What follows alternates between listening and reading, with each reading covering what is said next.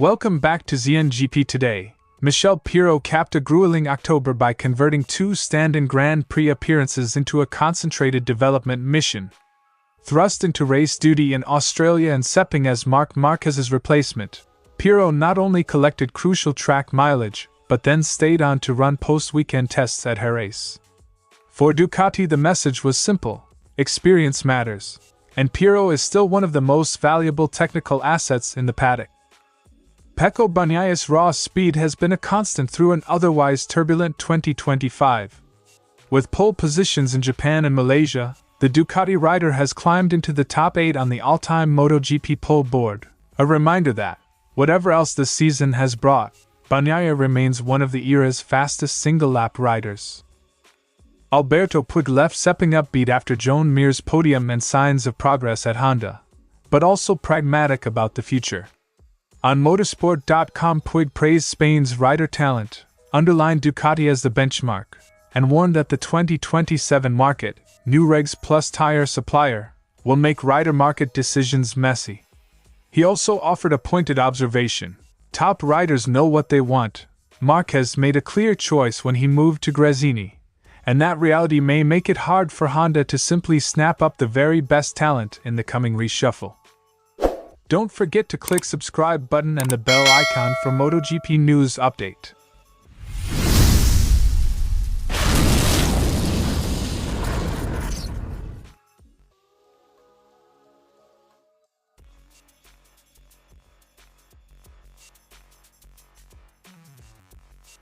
Pirro filled in for Marc Márquez both in Australia and Malaysia, surviving Sepang's punishing conditions to complete the sprint and the full Grand Prix.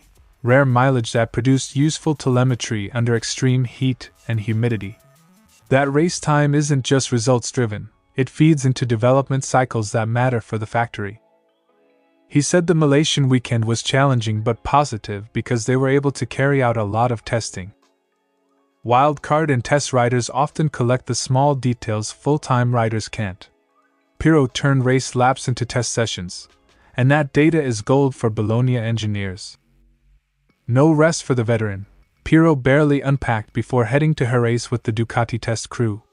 There he continued validation work, not just for the 2026 baseline but also exploring concepts that could shape 2027. The target was clear: turn Sepang's learnings into actionable hardware and set up directions.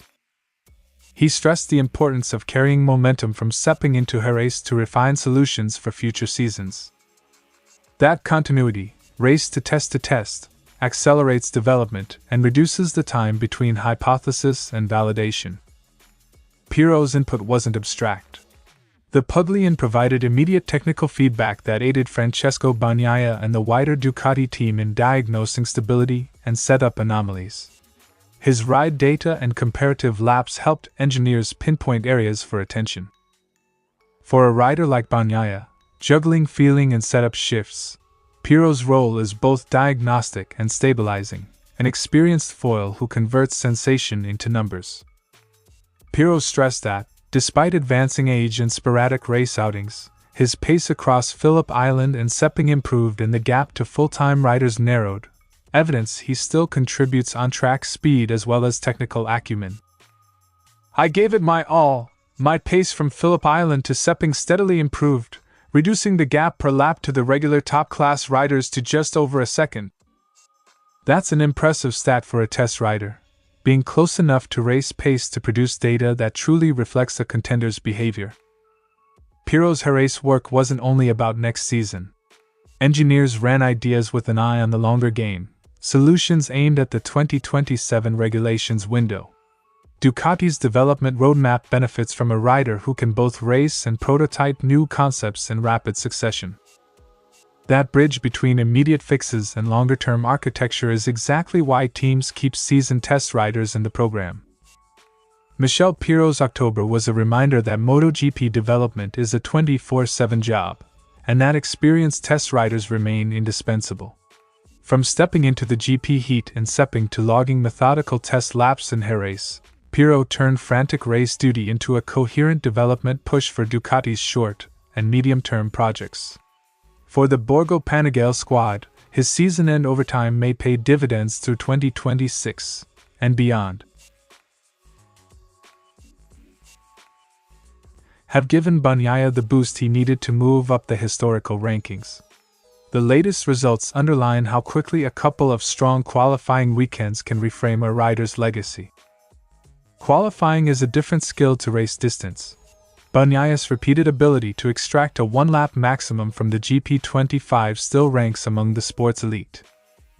According to the tally reported, Bagnaia now has 28 Premier Class poles, putting him 8th on the all-time list. That puts him in the same rarefied company as some of MotoGP's biggest names. Poles are a blunt indicator of speed, and Bagnaia's total shows a career built on blistering single-lap pace even when race form has occasionally wobbled. The pole leaderboard reads like a Hall of Fame. Marc Márquez sits well clear at the top. The report cites 74 poles, followed by Mick Doohan, 58, and Valentino Rossi, 55. Jorge Lorenzo, Casey Stoner, Danny Pedrosa and Kevin Schwantz are also named among those ahead, with Bagnaia slotting in just behind them. Matching names like Rossi, Stoner or Doohan in any statistical category is a sign of sustained excellence over time, and Bagnaia's presence here is a strong credential. Pole positions don't always translate to consistent race success. Bagnaia's 2025 has been a study in contrasts: supreme speed on one lap, intermittent issues across race distances. Still, the polls show that when everything aligns, he's capable of out-qualifying the very best. In a season of mixed results, pole laps are useful currency. They keep the narrative focused on talent and potential, not just on misfortune. At 28 poles, Bagnaia sits among riders whose careers are defined by speed. It's an achievement that will age well. Poles accumulate slowly over years and reward repeat performance under pressure. For Bagnaia, it's proof that he belongs in conversations about the modern era's quickest riders. The stat won't erase inconsistent weekends, but it does ensure Bagnaia's name will be remembered beside some of the sport's fastest qualifiers. The obvious next step is converting more of those poles into race wins and steady championship form. If Ducati and Bagnaia can stabilize the GP25's race behavior, tire life, vibration and launch consistency have all been issues this year, those pole positions could become the platform for regular victories once more. Speed gets you onto the front row. Execution and luck turn that front row into trophies. For Bagnaia, the raw speed is there. Now comes the work to make it matter across whole weekends. Pecco Bagnaia's moving to 8th on the all-time pole list is an emphatic reminder. He's still one of MotoGP's pure speed merchants.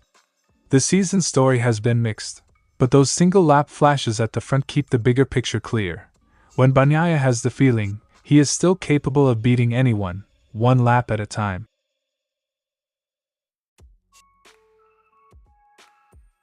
Puig hailed Joan Mir's Sepang recovery, from a sprint crash to a GP podium, as evidence that Honda's long rebuild is starting to show results.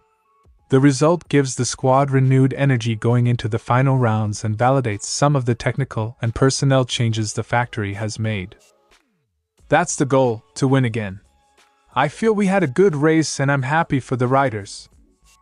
For Honda, podiums are currency. They measure progress more reliably than promises. Sepang looked like forward motion. Puig celebrated Spain's pipeline of talent, crediting years of development work and Dorna's role in promoting the sport.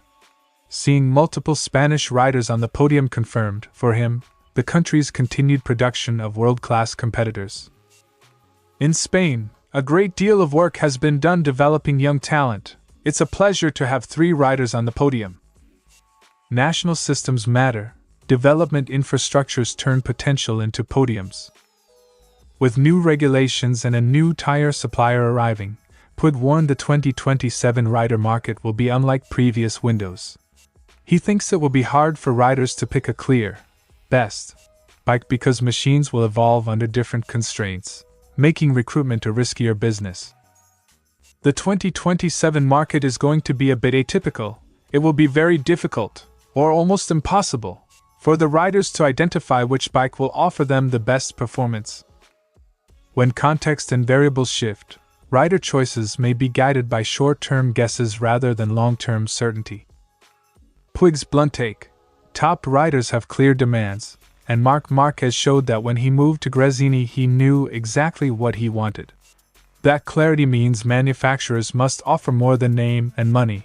They must match riders' technical preferences and long-term vision, something that makes poaching elite talent difficult. The top riders know very well what they want.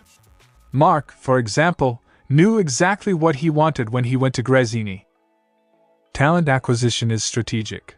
Riders pick projects that fit riding style and career plans, and no factory can assume talent will follow logos alone. Puig didn't mince words. Ducati remains the reference level in MotoGP. Aprilia can be unbeatable on certain tracks, but its overall season performance still lacks the consistency of the Bologna squad. Honda, he says, has improved massively but still has work to do before regularly challenging Ducati. Ducati remains the benchmark. Aprilia are unbeatable on certain tracks, but overall there's no comparison. The hierarchy is clear in Puig's view. Ducati sets the standard. Others must chase both pace and reliability. Puig closed with realism and ambition. Honda has invested in people and resources, and although he's not satisfied yet, the foundations appear in place for a return to top-level competitiveness. It's a medium/long-term project, one that needs patience and continuity. The foundations are being laid, the human and financial resources are being put in place, so that we can compete to win again. Rebuilding a championship program takes time. Sepang was a sign that the architecture is being assembled. Alberto Puig's Sepang read is optimistic but clear-eyed. Honda is moving forward, Spain's talent pipeline is healthy, and Ducati still leads the pack. Yet the approaching regulatory and tire shakeup for 2027 will scramble assumptions. And Puig warns, attract only riders who know what they want. For Honda, the job is twofold: keep building the technical base and become the kind of project top riders will choose when the market goes sideways.